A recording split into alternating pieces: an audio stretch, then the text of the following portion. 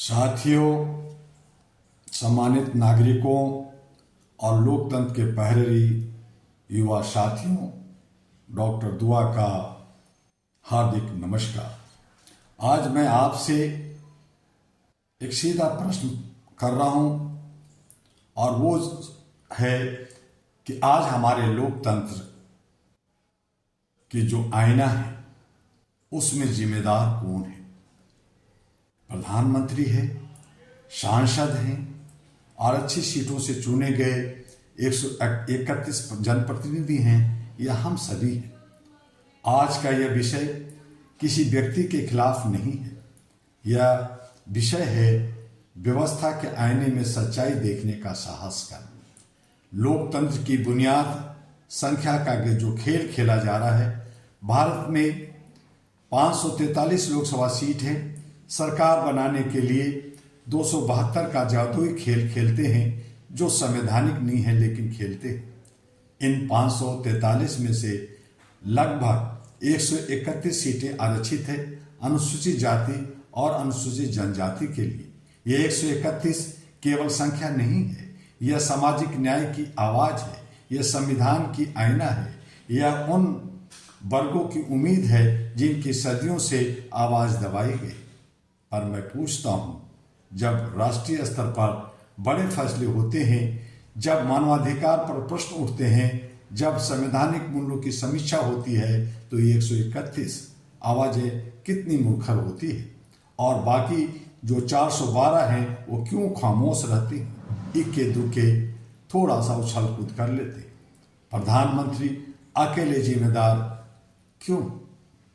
हम हर समस्या पर कहते हैं प्रधानमंत्री जिम्मेदार है, पर प्रधानमंत्री बनाता कौन है? जनता सांसद चुनती है, सांसद बहुमत बनाते हैं और बहुमत का नेता प्रधानमंत्री बनता है। तो हम जब केवल एक चेहरे को दोष देते हैं, क्या हम लोकतंत्र की संरचना को नजरअंदाज नहीं कर रहे हैं?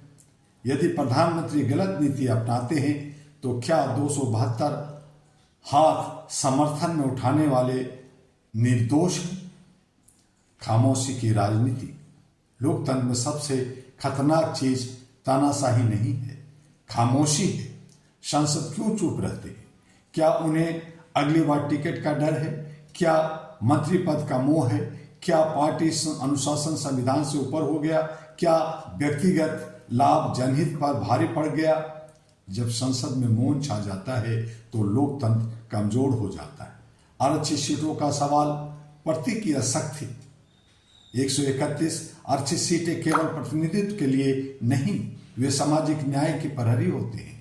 पर जब वे भी पार्टी लाइन में खड़े होकर चुप रह जाते हैं तो सवाल उठता है, क्या प्रतिनिधित्व केवल चुनाव जीतना है या अन्याय के विरुद्ध खड़ा होना भी? जो सुदूर क्षेत्रों से, गांव देहात से आते हैं, जो वंचित वर्गों की बात करते हैं, यदि वे भी सत्ता की सुविधा में समा जाए तो फिर जनता किसके उम्मीद लगाए? जनता क्या हम निर्दोष हैं?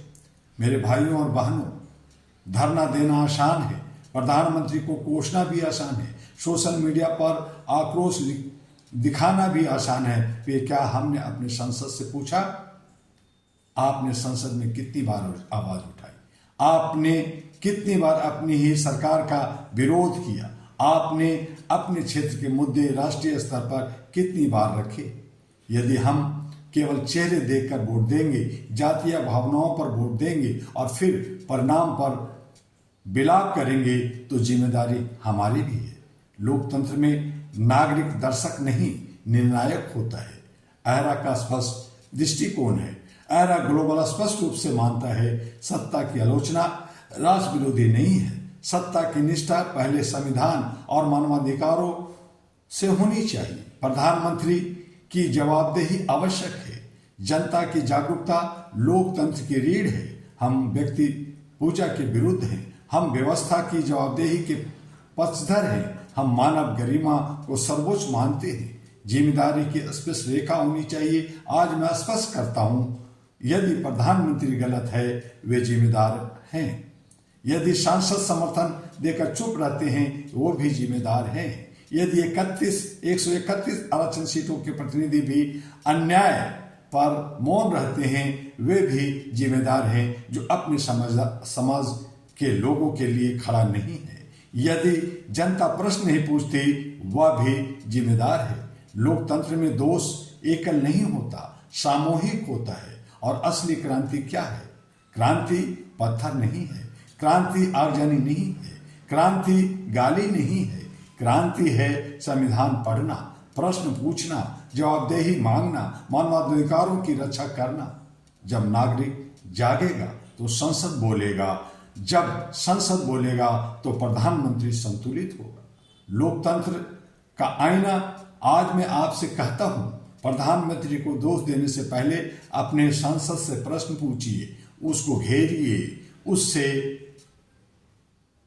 कहिए कि अगर प्रधानमंत्री गलत कर रहा है, देश गलत जा रहा है, आंदोलन हो रहा है, जनता आवाज दे रही है, तो आप समर्थन वापस लीजिए। संसद से प्रश्न पूछने से पहले अपने वोट पर विचार कीजिए। लोकतंत्र की ताकत कुर्सी में नहीं, जनता की चेतना में है। यदि हम सब जिम्मेदारी स्वीकार करें तो लोकतंत्र मजबूत होगा। यदि हम सब खामोश रहे तो इतिहास भी खामोश नहीं रहेगा।